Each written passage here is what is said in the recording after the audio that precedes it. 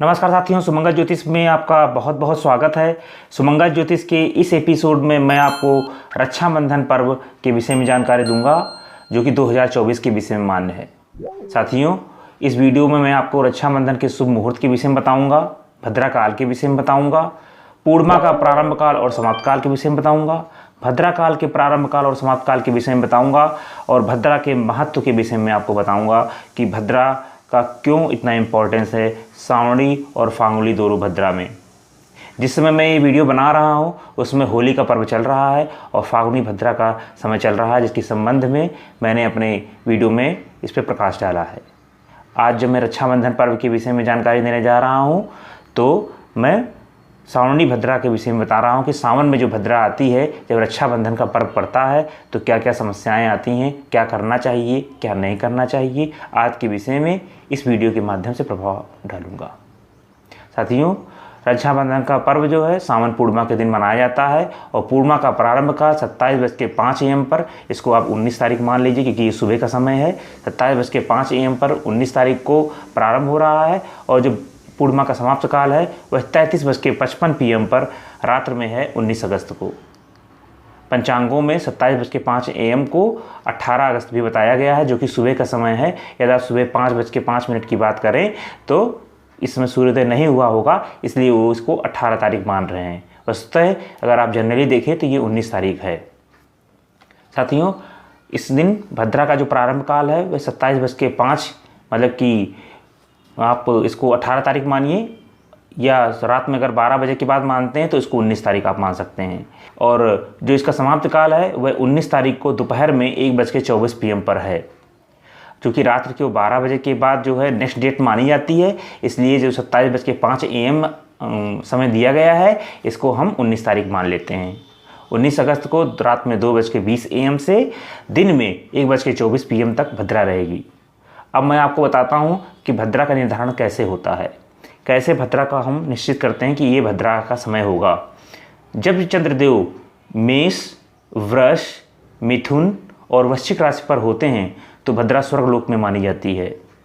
जब चंद्रदेव कन्या, तुला, धनु और मकर राशि पर होते हैं तो भद्रा पाताल लोक में मानी जाती है। और जब चंद्रदेव कर्क, सिंह, कुंभ और मीन राशि पर होते हैं तो भद्रा पृथ्वी लोक पर मानी जाती है। साथियों, सामान्य जीवों के लिए भद्रा में वास के समय भद्रा का मुख, जब पृथ्वी पर होती है भद्रा उस समय उसका मुख सामने की ओर माना जाता है, और जब वह स्वर्ग लोक में होती है तो इसका मुख ऊपर की ओर माना जाता है, और जब पाताल लोक में होती है तो भद्रा का जो मुख है वो नीचे की ओर माना जाता है।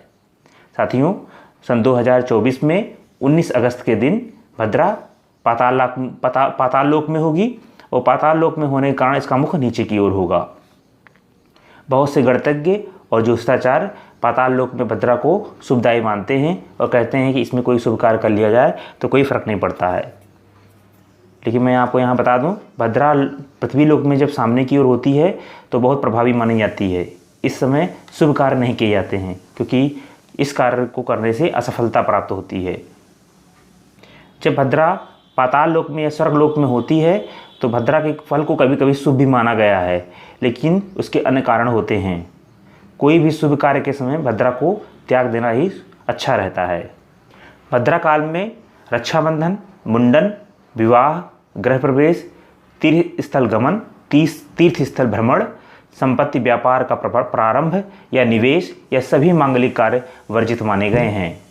यदि भद्रा काल में कार्य गलती से कर लिया जाए और परेशानियां जागृत हो जाएं तो शिव चालीसा का पाठ या रुद्राभिषेक जीवन में करना चाहिए या कराना चाहिए योग पंडित को बुला करके। साथियों, भद्रा में जो शुभ कार्य कर सकते हैं अपनी जन्म कुंडली का विश्लेषण अवश्य कराएं।